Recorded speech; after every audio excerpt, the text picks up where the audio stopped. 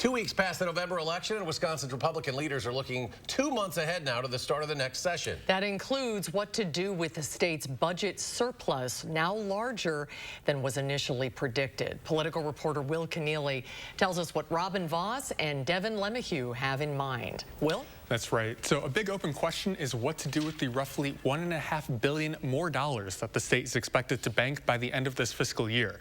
That's on top of the more than $4 billion that we already knew about. The governor wants to give the money back to municipalities in shared revenue, but Republican leaders are more hesitant to write a blank check.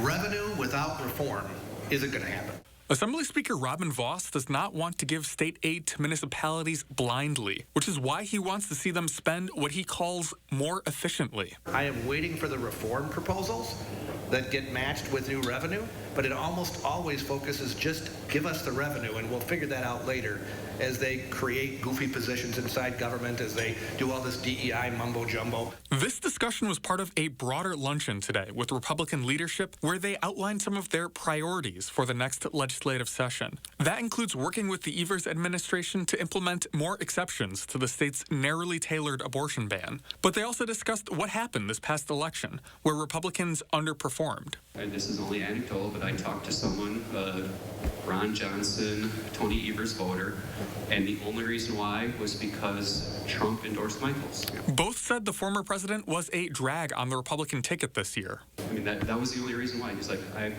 she said, I will never vote for someone who goes to Donald Trump and asks for an endorsement. I just won't do it.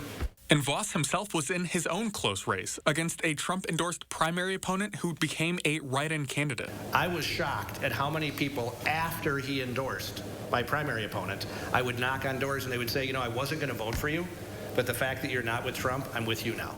Vos narrowly emerged from the primary, winning by a few hundred votes. He then easily went on to win the general election. I am convinced that if Donald Trump had not endorsed my primary opponent, I could have lost. This comes as Wisconsin Republicans are already looking ahead to 2024. Trump is now a declared candidate, but they are questioning how he will continue to shape the party.